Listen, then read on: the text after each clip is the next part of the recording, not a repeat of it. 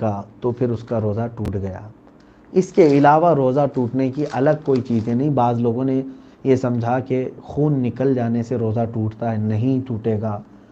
الٹی ہونے سے روزہ ٹوٹتا ہے، نہیں ٹوٹے گا۔ الٹی ہو جائے آپ کو اگر بے اختیار تو روزہ آپ کا نہیں گیا۔ ہاں اگر کسی نے انگلیاں ڈال کر کے پورے زبردستی قے کیا ہے تو اس کا روزہ گیا۔ منہ بھر اگر آ گئی تو اس کا روزہ جائے گا۔ خود سے اگر کچھ کیا، بے اختیار ایسی ہی کوئی چیز آئی تو اس سے روزہ نہیں ٹوٹے گا۔ نہ نہانے سے روزہ ٹوٹے گا۔ بعض نے یہ بھی سوال کیا ہے کہ غسل میں منہ میں پانی لینا فرض ہے اور گرگرہ کرنا فرض ہے، تو روزے کی حالت میں کیا کرنا چاہیے؟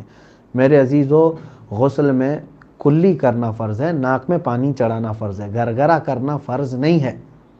جس کو کہتے ہیں منہ میں پانی لے کر حلق میں گرگرہ کرنا فرض نہیں ہے۔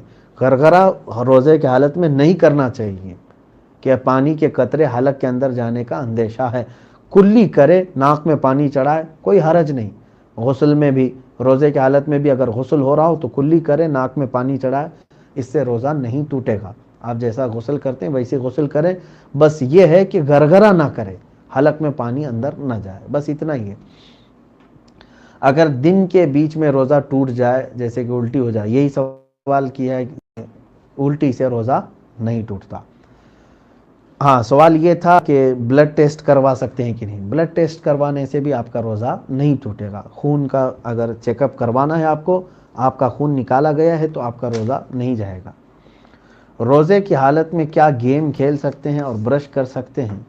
میرے عزیز، گیم کھیلنے کے لیے آپ نہیں بنائے گئے۔ اللہ تبارک و تعالیٰ نے آپ کی زندگی کو جس مقصد سے بنایا ہے وہ قرآن میں پڑھو۔ اللہ فرماتے ہیں وَمَا خَلَقْتُ الْجِنَّ وَالْإِنسَ إِلَّا لِيَعْبُدُونَ، میں نے انسانوں کو اور جنات کو میری اپنی عبادت کے لیے بنایا ہے۔ تو گیم کیا کوئی عبادت ہے؟ ہاں اب یہاں پر کچھ لوگ ایڈکٹ ہو گئے ہیں۔ کچھ ایسے خطرناک گیم دنیا نے لانچ کر کے تمہارے ہاتھوں میں پکڑا ہے جو تمہارے اخلاق کو بھی تباہ کر رہا ہے، تمہارے ایمان کو بھی تباہ کر رہا ہے، تمہارے وقت کو بھی، پیسے کو بھی، سب۔ جو جوا کھیل رہے ہیں، تمہاری آخرت بھی برباد ہے۔ کچھ ایسی چیزیں ہیں وقت گزارنے کے لیے، کچھ چیزیں کیا جیسے ذہن کی تیزی کے لیے، کچھ کھیلوں کی حضور صلی اللہ علیہ وسلم نے اجازت دی جس سے جسم اچھا ہو جائے، جس سے دماغ اچھا ہو جائے۔ ہاں اگر آپ کو گیم کھیلنا ہے تو تیر اندازی سیکھو۔ حضور صلی اللہ علیہ وسلم نے حکم فرمایا تیر اندازی سیکھو۔ کیا یہ بہتر گیم نہیں ہے؟ اس میں تمہارا نشانہ بہتر ہوگا۔ اس کے علاوہ کشتی کے لیے حکم ہے کہ تم کشتی لڑو تاکہ تمہارے اندر طاقت اور تم ڈیفنس کر سکو، سیلف ڈیفنس کا طریقہ آ جائے۔ اور تمہیں سوئمنگ کا حکم دیا گیا ہے، سباحہ یعنی تیرنا سکھاؤ۔ اس سے بہتر گیم کیا ہو سکتے ہیں؟ لوگ یہ سوچتے ہیں کہ کسی جگہ کمبل میں بیٹھ کر کے آرام سے اس موبائل میں ہی کھیلیں، آسانی ہو۔ آج کے بچوں میں بھی یہ حال ہے کہ پہلے بچے ہمارے مٹی میں کھیلتے، میدان میں کھیلتے، پتہ نہیں کیا کیا کھیل، وہ سب کھیل اب مر گئے بیچارے۔ پہلے کے کھیل فنا ہو گئے، سارے کھیل بچوں کے ہاتھ میں آ گئے موبائل میں۔ بس ان بچوں کو بھی ان گیموں سے بچایا جائے۔ ہیلتھی بچے وہی ہیں جو اپنے بچپن میں عام طور پر جیسے ورزشی کھیل ہوتے ہیں ان کھیلوں میں ان کو رکھا جائے۔ آج جن لوگوں نے ایپل فون بنائے اور جن کے ہاں بڑے بڑے کمپیوٹر لانچ ہوئے، ان کمپنیوں کے مالکان اپنے بچوں کے ہاتھ میں فون نہیں دے رہے ہیں۔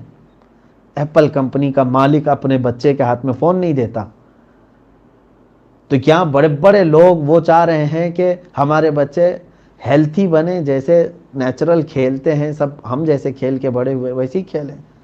تو آج ان تمام چیزوں سے بچنا چاہیے۔ ہر جوان، مرد، عورت، سب سے میں کہوں گا گیم خاص طور پر اگر آپ کے ہاتھ میں ہے بھی تو سوائے آپ کے وقت کے نقصان کے اس سے کچھ بھی حاصل نہیں ہے۔ کیا آپ اس میں جو گیم کھیل رہے ہیں کہ الگ الگ قسم کے ہیں نا، پوائنٹس بنائے جاتے ہیں، سٹار بنائے جاتے ہیں، تو جتنے سٹار بنیں گے اتنا ثواب بڑھتا جاتا ہے، آپ کو اتنا جنت کے قریب جا رہے ہیں آپ۔ اگر ایسا کچھ ہوتا تو میں بالکل اجازت دیتا کہ صبح سے لے کر شام تک گیم کھیلیں، جبکہ آپ کا ضمیر خود یہ کہتا ہے کہ گیم کھیلنے میں سوائے وقت کے نقصان کے اور کچھ بھی نہیں ہے، آخرت خراب ہوگی۔ اس سے اپنے آپ کو بچائیں۔